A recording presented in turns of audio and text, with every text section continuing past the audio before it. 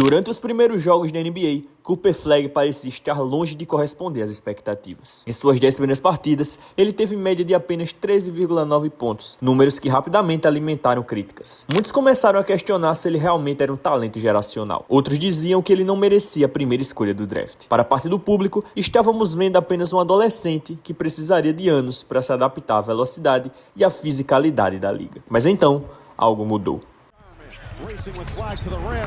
Oh, Flagg! Doesn't Cooper Flagg do? I mean, this is straight beat it up. Miller with a 4-point play. Here comes Cooper, and down it goes! Cooper Flagg! An expectation of the number one overall. And he's, as he does a great block here to highlight. Cooper Flagg races into front court. Oh, what a play. Over the shoulder, Nembhard to Flagg.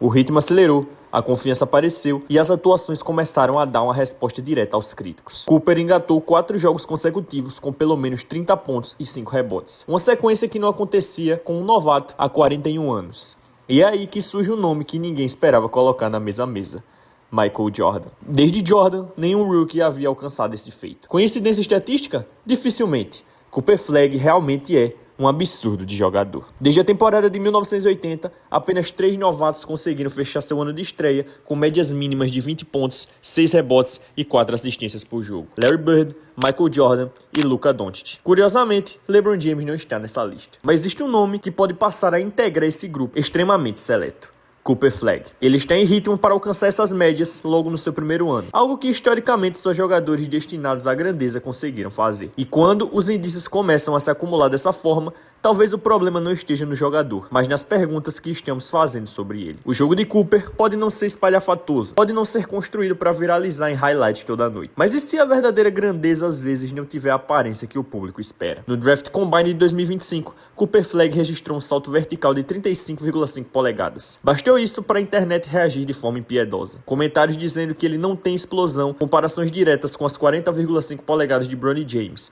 e a velha narrativa de que ele não seria um atleta especial o suficiente. Esse tipo de julgamento instantâneo ajuda a explicar por que tanta gente descartou Cooper cedo demais. Nos acostumamos a rotular como geracional apenas jogadores no molde de Zion Williamson. Fenômenos físicos, máquinas de explosão, verdadeiros pacotes de highlights ambulantes. Só que quando colocamos a temporada de estreia de Cooper lado a lado com os números de novato de LeBron James, Luka Doncic e Kevin Durant, o cenário muda. Estatisticamente, ele não parece deslocado. Pelo contrário, ele se encaixa no grupo. E a história mostra que atleticismo bruto não é o único fator determinante de produção em alto nível. Nikola Jokic e o próprio Luka tiveram seus jogos subestimados no início da carreira porque não impressionavam pelos atributos físicos, mas sim por habilidade refinada e QI de basquete fora do comum. Cooper se aproxima muito mais desse perfil. Embora justiça seja feita, 35,5 polegadas estejam longe de seu número ruim, e ele já deixou isso claro com algumas enterradas absurdas. Mais importante ainda, a própria origem da trajetória de Cooper lembra de Luka. Ambos foram tratados como prodígios desde muito cedo.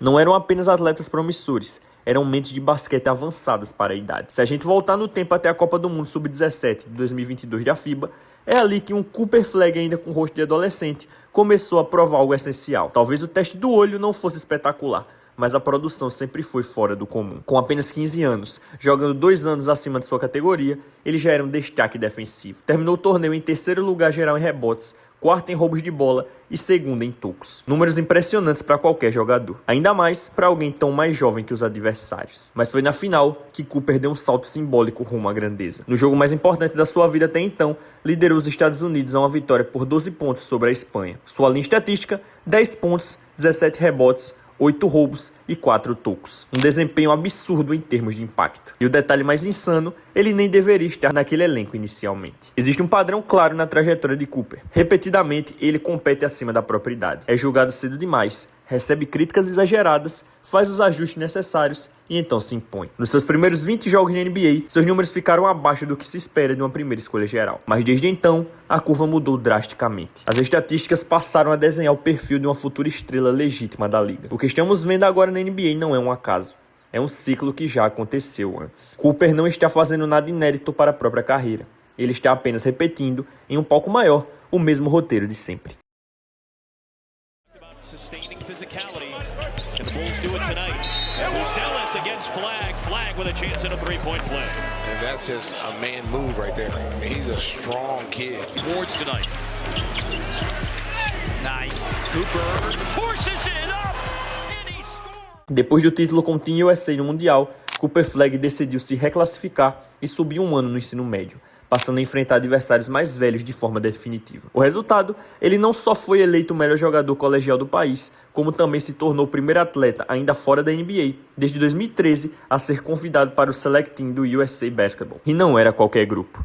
Esse Select Team servia como equipe de treinos contra a seleção principal dos Estados Unidos, a mesma que conquistaria o ouro internacional. No elenco estavam nomes como Jalen Duren, Peyton Pritchard, Brandon Miller, Jalen Suggs e Amen Thompson. Mesmo cercado por talentos de alto nível, muitos já com experiência profissional, ou prestes a chegar lá, foi Cooper quem recebeu votos internos como o melhor jogador daquele grupo. Dito isso, é compreensível que nem todo mundo esteja disposto a assumir automaticamente que esse mesmo padrão vai se repetir na NBA. O salto de nível é real, a margem de erro diminui, e a história está cheia de prodígios que precisaram de mais tempo ou que simplesmente não conseguiram sustentar a ascensão no ambiente mais competitivo do mundo. Nós já vimos inúmeros fenômenos no ensino médio e do college fracassarem na transição para o mais alto nível. Dominar adolescentes é uma coisa, enfrentar veteranos de NBA é outra completamente diferente. E o primeiro jogo de Cooper Flagg na liga foi exatamente aquele clássico, bem-vindo à NBA. Atuando improvisado como armador, ele terminou com 10 pontos e 10 rebotes contra o San Antonio Spurs, enquanto Victor Wembanyama mostrou, do outro lado, como é a presença de um verdadeiro superstar da liga. Wemby, spinning, elevating, you bet! A 40-point opener for Victor Wembanyama. Cooper ainda está longe do patamar de Wemby, mas a evolução dele desde então tem sido impressionante.